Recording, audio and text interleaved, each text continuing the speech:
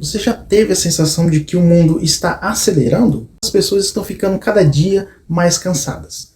Olha ao nosso redor, nunca tivemos tanta tecnologia, tanta informação, tanta facilidade. Com poucos cliques compramos qualquer coisa, aprendemos quase qualquer assunto, conversamos com pessoas do outro lado do mundo. Mas mesmo assim, nunca vimos tanta gente ansiosa, tanta gente deprimida, tanta gente emocionalmente esgotada. E isso não é só uma impressão. Segundo a Organização Mundial da Saúde, mais de 1 bilhão de pessoas vivem com algum transtorno mental. A ansiedade e a depressão estão entre as principais causas do sofrimento e incapacidade no mundo. Depois da pandemia, os casos de ansiedade e depressão cresceram cerca de 25% em nível global. E a própria OMS passou a reconhecer oficialmente a síndrome de burnout como um fenômeno ocupacional causado pelo estresse crônico do trabalho. Ou seja, estamos vivendo uma crise, mas será que o problema é apenas a falta de descanso? Ou existe alguma coisa mais profunda acontecendo? Eu comecei a pensar nisso há alguns anos. Durante um período da minha vida, trabalhei como auxiliar de tanatologia em uma funerária. Foi uma experiência que me marcou profundamente. Todos os dias eu via as famílias chegando completamente destruídas. Pessoas que tinham planos para a semana seguinte, viagens marcadas, conta para pagar, projetos e sonhos. E de repente tudo terminava. Aquilo me fez perceber uma coisa: nós fazemos planos como se tivéssemos o controle da vida, mas basta um telefonema de madrugada para perceber que não estamos. E foi ali que uma pergunta começou a me acompanhar: o que realmente pode dar segurança ao ser humano? Algum tempo depois veio outra experiência. Eu saí da casa da minha mãe para construir a minha própria família. Quando somos adolescentes, pensamos que ser adulto é fazer o que quiser. Mas ninguém fala de contas, da responsabilidade, das decisões difíceis, e foi nessa fase que passei a admirar ainda mais a minha mãe. Ela criou os filhos sozinha. Quando crianças, achamos que nossos pais têm todas as respostas. Depois de adulto, percebemos que eles também tinham medo. Também ficavam inseguros. Também erravam. Mesmo assim, continuavam caminhando. Estamos sempre procurando alguma coisa que nos faça sentir completos. Sempre pensando: talvez o próximo emprego, talvez o próximo relacionamento, talvez quando eu ganhar mais dinheiro, talvez quando eu comprar a minha casa. Talvez quando eu finalmente for reconhecido. Mas curiosamente, quando algumas pessoas conseguem tudo isso, elas continuam dizendo que ainda falta alguma coisa. Então, talvez o problema nunca tenha sido apenas o dinheiro. Nunca tenha sido apenas o sucesso. Nunca tenha sido apenas o reconhecimento. Talvez estejamos tentando responder a uma pergunta muito mais antiga. Uma pergunta que acompanha a humanidade desde o começo. Onde o ser humano encontra uma segurança que realmente permaneça? Essa pergunta não começou comigo. Ela sempre intrigou os filósofos, psicólogos e pensadores durante séculos. E as respostas que eles encontraram são surpreendentes. É sobre isso que vamos falar agora. Essa pergunta acompanha a humanidade há muito tempo, e alguns dos maiores pensadores da história tentou respondê-la. O filósofo Friedrich Nietzsche dizia que vivemos em uma era marcada pelo ressentimento. Quando a vida não acontece como imaginamos, procuramos um culpado. É mais fácil acreditar que alguém é responsável pelo nosso sofrimento do que aceitar que a vida também é feita de perdas, dores e incertezas. Talvez seja por isso que tanta gente transforma políticos em salvadores. Não importa o lado. Sempre existe a esperança de que agora alguém vai resolver tudo. Mas a história mostra que nenhum governo conseguiu eliminar o sofrimento. Outros colocam toda a esperança no trabalho. Pensam: quando eu for promovido, quando eu abrir a minha empresa, quando eu ganhar o dobro do que eu ganho hoje, a minha vida finalmente vai entrar nos trilhos.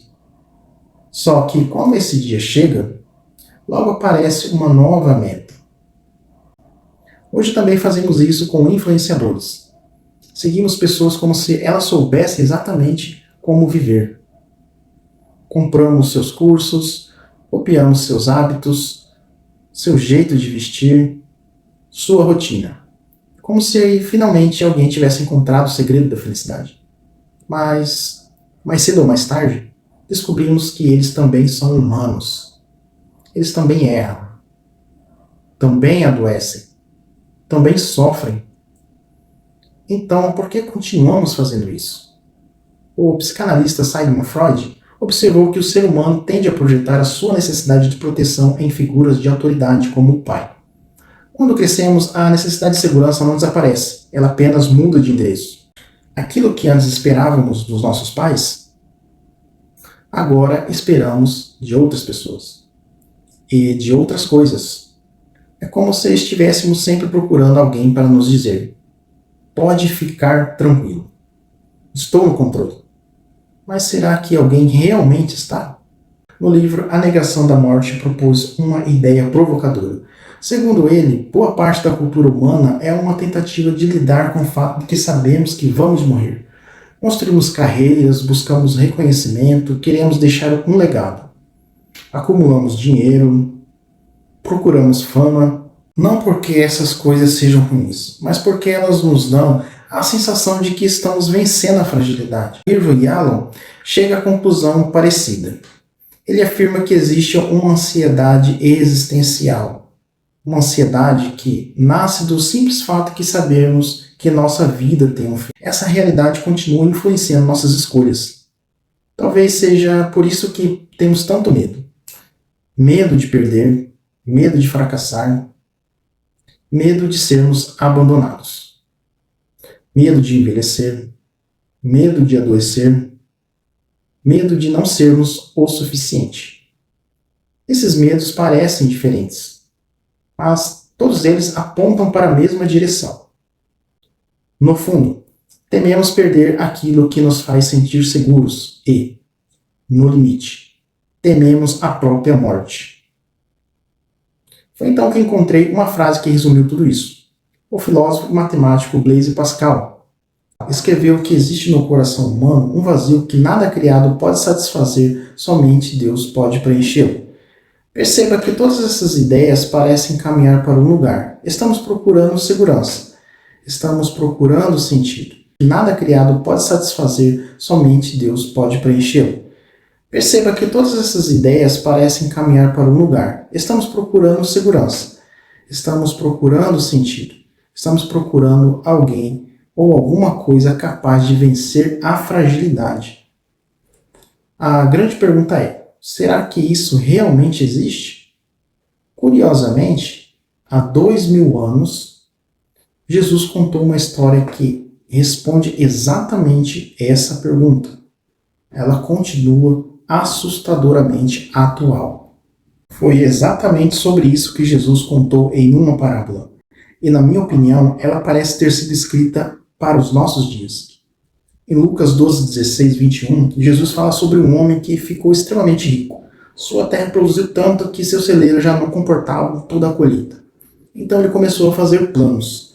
Pensou em derrubar os celeiros antigos e construir outros maiores. Agora sim, tenho bens suficientes para muitos anos. Vou descansar, comer, beber e aproveitar a vida. Perceba que Jesus não está criticando o trabalho, não está condenando quem prospera. Também não está dizendo que planejar o futuro é errado. O problema daquele homem era outro. Ele acreditava que a sua segurança estava naquilo que ele estava acumulando.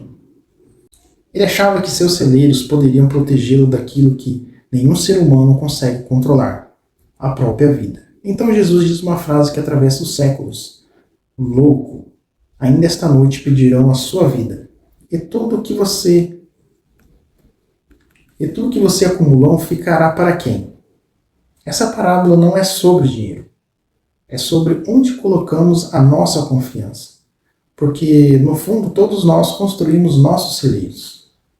Alguns constroem celeiros de dinheiro, outros constroem celeiros de sucesso, outros de poder, outros de fama, outros colocam toda a sua esperança em um relacionamento. ou em um político, um líder religioso, ou em um influenciador. Mas todos esses celeiros têm uma coisa em comum. Nenhum deles consegue vencer a morte. Schopenhauer, Pascal e pensadores como Freud, Ernest Becker e Ivor Gallo identificaram algo tão profundo sobre a condição humana. Cada um, à sua maneira, percebeu que existe uma inquietação dentro de nós, uma busca constante por segurança, uma luta contra a nossa fragilidade. Um vazio que insistimos em preencher.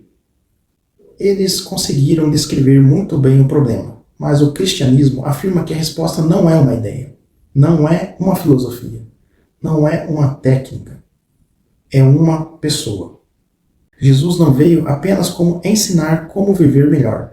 Ele veio enfrentar aquilo que está por trás de todos os nossos medos, a morte. Se Becker está certo ao dizer que a grande parte da nossa vida é uma tentativa de escapar da morte, se Yalo está certo em afirmar que ele alimenta a nossa ansiedade existencial, então a pergunta mais importante da história não é como viver melhor?